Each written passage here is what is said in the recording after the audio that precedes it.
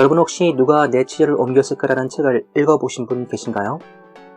많은 분들이 생쥐들이 변화에 적응하기 위해서 새로운 치즈를 찾아서 떠나는 내용으로 알고 계시는데, 사실 이 책의 주인공은 생쥐 2마리가 아니라 햄과 허라는 어린이 2명입니다. 스니프라는 생쥐는 냄새를 잘 맡는다는 특징이 있었고, 스커리는 앞장서서 달려가는 특징이 있었죠. 그래서 창고 안의 치즈가 점점 떨어지자 스니프와 스커리는 서로 협력해서 새로운 치즈를 찾아서 다른 창고로 향해 가죠. 스니프가 잘 발달된 후각을 사용해서 치즈가 있는 곳의 방향을 알아내면, 스커리가 그곳을 향해서 앞장서 달려가는 방식을 취했어요. 그렇지만 치즈가 많이 보관되어 있는 창고를 찾기까지는 그 과정이 순탄치가 않았습니다. 때로는 길을 잃기도 하고, 방향을 잘못 잡아서 헤매기도 하고, 벽에 부딪히기도 했죠. 그렇지만 시행착오를 거듭한 끝에 결국에는 치즈가 많이 보관되어 있는 창고를 찾게 되죠. 이 스니프와 스커리는 치즈가 많이 보관되어 있는 새로운 창고를 위해서 우리가 어떻게 해야 하는지에 대해서 우화로 알려줍니다. 각 사람마다 가지고 있는 재능과 특성이 다르기 때문에 그러한 역량을 서로 협력하면 진행하는 과정상 시행착오는 겪게 되지만 결국에는 치즈가 많은 새로운 창고를 찾게 된다는 겁니다. 그런데 사람은 아는 것과 실천하는 것이 많은 차이가 있습니다. 햄과 허의 모습이 바로 그렇죠. 햄은 그냥 딱 봐도 얼굴에 불만이 가득 차 보이죠? 매사에 불만이 참 많은 아이예요. 대기업의 제품을 독점으로 납품할 때는 참 좋았습니다. 치즈도 마음껏 배부르게 먹을 수 있었어요. 그런데 어느 날부터인가 대기업이 다른 업체에도 물량을 주문하는 거예요. 그래서 햄이 대기업에 납품할 물량이 줄어듭니다. 그러자 매출이 줄고 치즈도 배부르게 먹을 수 없게 되었어요. 햄은 짜증이 납니다.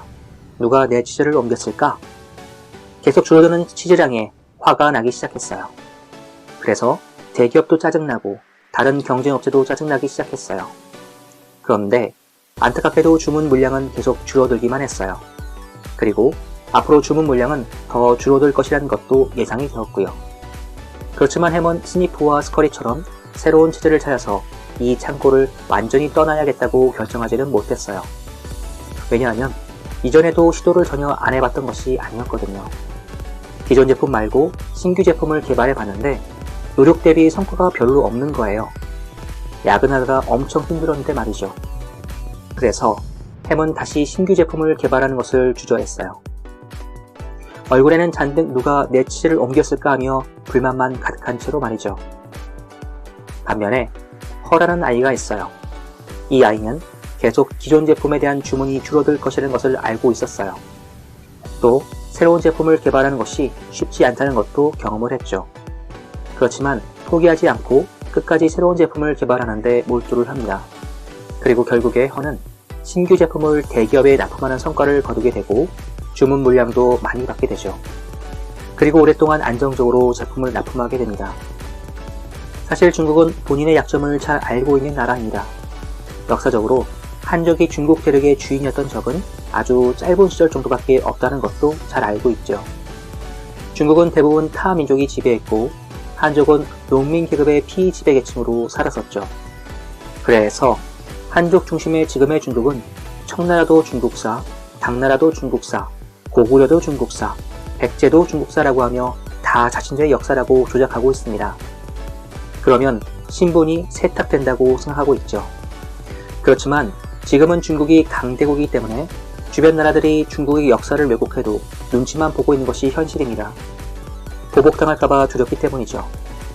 또는 혹여 찍혀서 뇌물을 못 받을 수도 있고요. 그렇지만 중국 주변의 나라들은 중국의 이런 역사 왜곡 행태를 보면서 중국이 여러 개의 나라로 쪼개져서 힘이 약화되기를 바라고 있습니다. 그리고 중국은 에너지 안보 자립국이 아닙니다. 위구르와 바레만 지역에서 석유가 나오기도 하지만 충분한 양은 아닙니다. 그래서 중국은 1대1로 프로젝트를 통해 에너지 안보를 확보하려고 하고 있죠. 1대1로는 바닷길과 육로를 통해 안정적으로 중동으로부터 석유를 공급받으려는 거점 개발 전략인데, 핵심 전술은 바로 뒷폭탄입니다. 1대1로가 지나가는 길목의 나라마다 돈을 왕창 빌려주고 그 돈을 못 갚게 사업을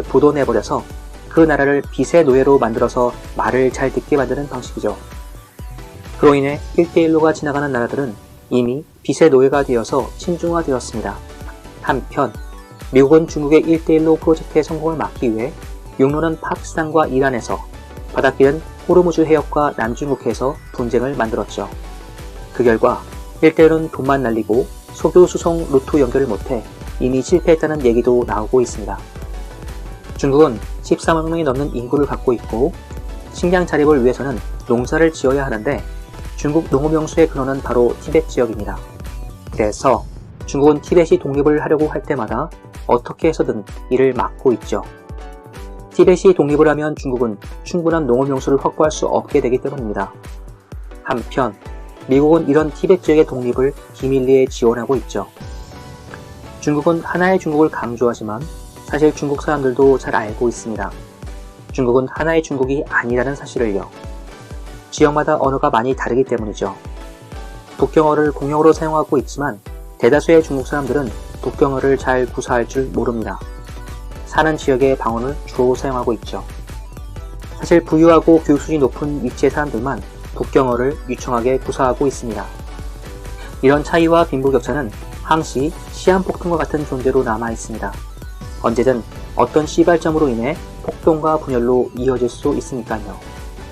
코로나 사태로 인해 경제공황과 이중 무역 분쟁으로 인해 생계의 어려움을 겪게 되면 그 시기는 더 빠르게 다가올 수 있습니다.